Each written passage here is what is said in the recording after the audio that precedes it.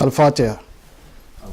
Bismillahirrahmanirrahim. Alhamdulillah Rabbil Alamin Ar-Rahmanir Rahim Maliki Yawmid Din As-Salamu Alayhim wa rahmatullahi.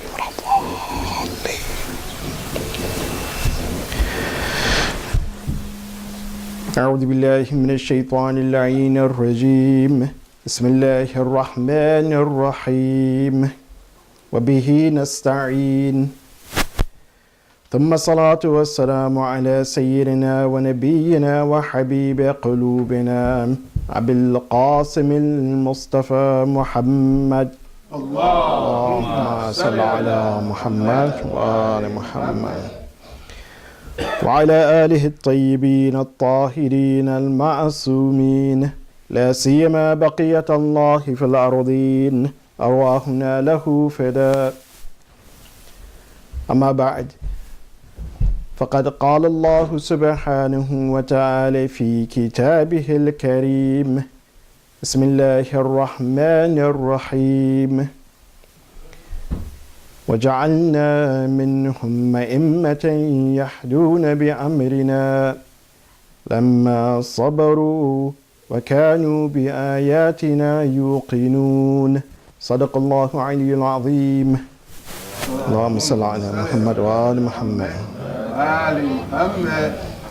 السلام عليكم ورحمة الله وبركاته.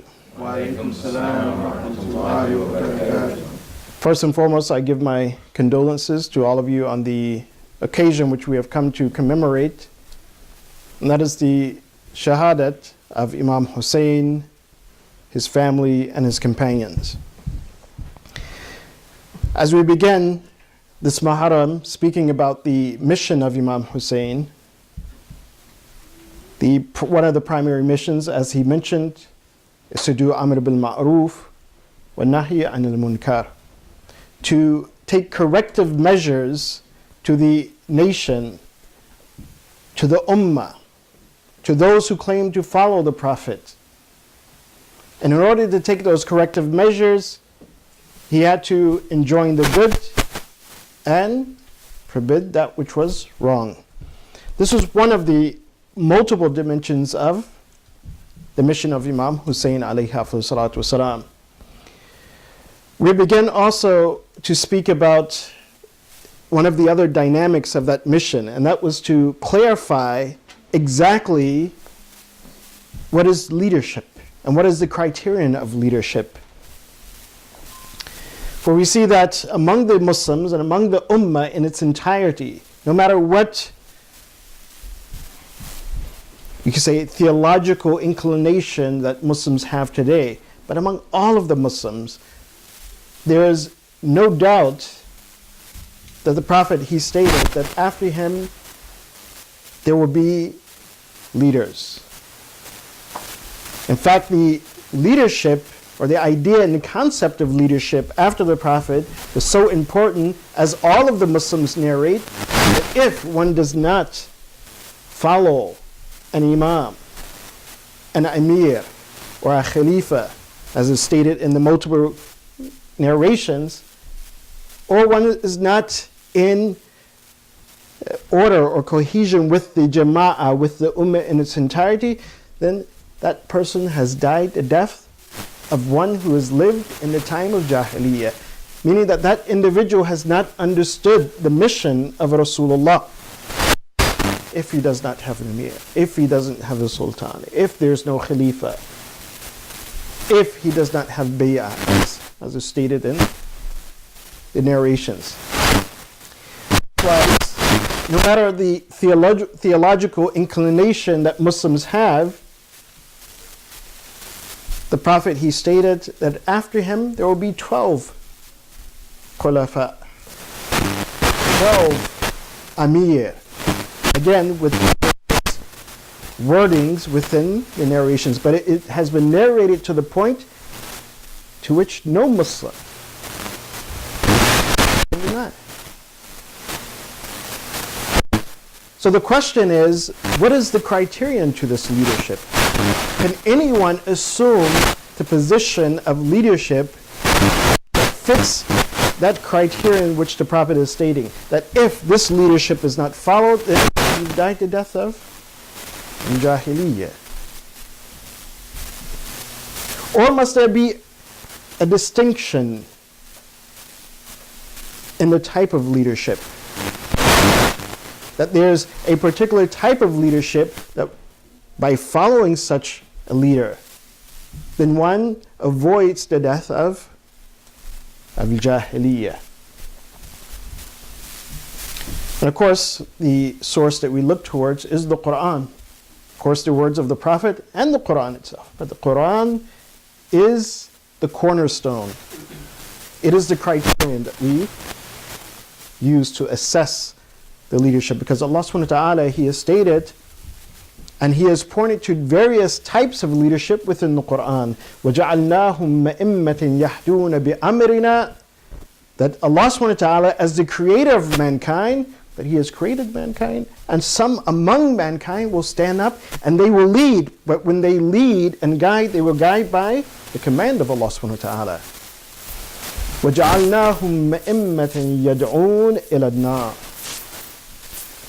and some will rise up and have positions of leadership, but when they lead, they do not lead by the command of Allah subhanahu wa ta'ala, rather they call towards the fire. And we see this in many of the stories of the Quran. One of the stories that is constantly repeated is the story of Hazrat Musa. And we see there are two leaders. One is Hazrat Musa. He is a leader. He is an imam. The other leader, on the other hand, was Fir'aun. He had power. He had authority. He claimed to be the leader of his nation, of his people. Yes, but he was not calling towards Allah subhanahu wa ta'ala. Nonetheless, the reality is he was a leader. But when we compare these two leaders, we see that the direction in which they were leading the masses in were in two different ways. One was leading towards Allah subhanahu wa ta'ala, towards justice. The other leader, Fir'aun, was calling people towards himself, even to the point that he claimed that he was God. Ana rabbukumul a'la, as he stated, that he is the Lord. That people should worship him rather than to worship the God that Musa was claiming, was calling to. So the criterion, again, is the Quran. And what we spoke about last night, and particularly we focus on one of the wordings that is in the narrations that all Muslims have, and that is the concept of imamat. And the reason why we focus on this, as we mentioned, if you look in the Musnad of Ahmad ibn Hanbal, if you look in the Sahih Muslim, and other books of the Zohar, that it is narrated that one must have an imam, and particularly the narration in Musnad ibn Hanbal and also in Sahih Bukhari, it comes from Muawiyah. Muawiyah said that he heard the Prophet state that man mata bi ghayri imamin mata mitatan jahiliyyah, that whoever dies without an imam dies the death of one who lived during a time of Jahiliyyah.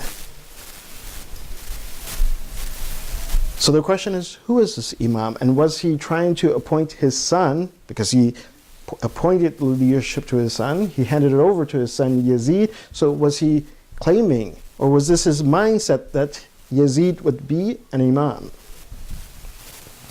If so, then we must understand, what is the criterion of Imamat? Is it simply to lead, to have political authority? Or is the imamat, the concept of imamat, something beyond that? Something greater than just that authority, political authority. It may be something that is a dimension, but it's not the criterion of imamat, in other words.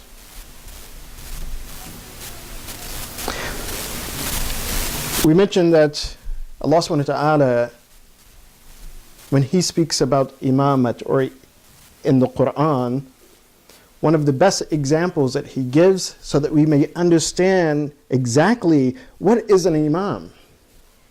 And that is the story of Hazrat Ibrahim, which we won't repeat, but nonetheless, Ibrahim, he obtained this station of imamat after being tested, after obtaining the station of prophethood and being a messenger and being the Khalil, the close servant and companion or friend, if you want to translate it literally, of Allah subhanahu wa ta'ala. And then he became imam. And at that point which he was tested, Allah said, Inni ja'iluka linnasi imaman. So it is one of the highest ranks and stations that a servant can achieve. And that servant achieves the rank of imamat. The very imamat, as we mentioned last night as well, that was inherited by Amir al-Mu'mineen Ali ibn Abi Talib and his offspring up until Imam Zaman Ajjalallahu Farajah Sharif.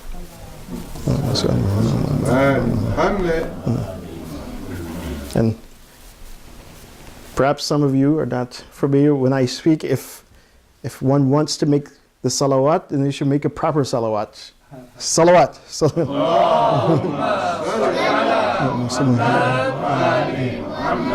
And it's not simply because I say so. This is what is mentioned in the hadith of Rasulullah. He says that when you recite salawat, he says, Irfa'u aswatakum bis-salati ala Muhammad wa ali Muhammad. He says, raise your voices when you give salat upon Muhammad wa ali Muhammad. Why? Because the salawat, it keeps your heart pure and it keeps hypocrisy out of the heart. So again, for the welfare of all of the believers in mu'mineen, for the confirmation of our own iman and our faith, a louder salawat.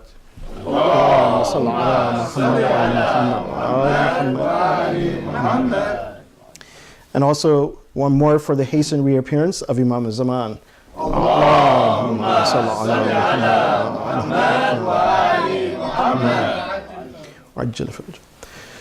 So imamat, as Allah subhanahu wa ta'ala, as He describes in the Quran, He explains in the Quran, it is the highest station that a servant can obtain and achieve. It is greater than all stations, and this is why we stated that the Ulul Azm from among the prophets, the 5 great prophets, that they were all imams. They all had this station of imamat.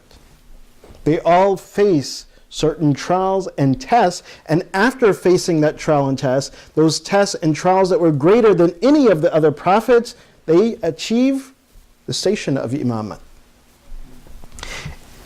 In Surah 32 of the Quran, Surah As-Sajdah, verse 24, Allah subhanahu wa ta'ala, He gives us a hint at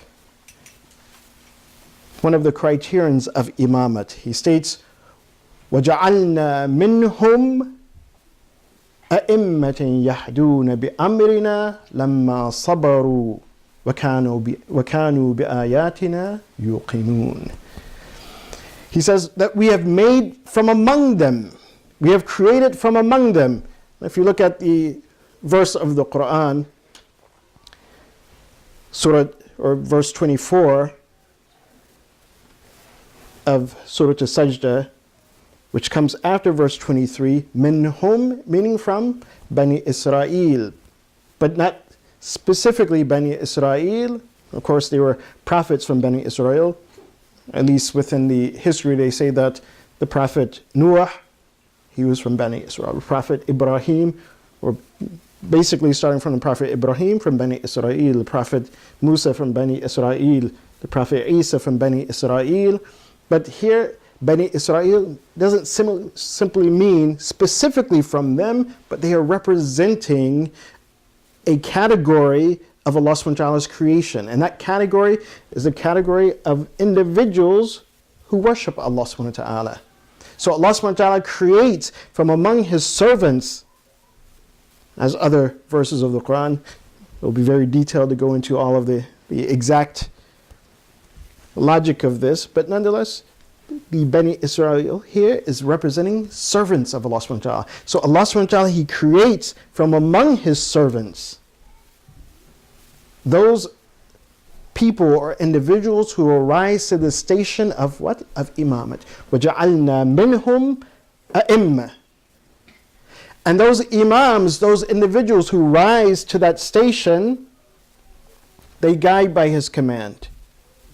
يَهْدُونَ بِأَمْرِنَا. So what has made them, or what has given them the ability to rise to that station?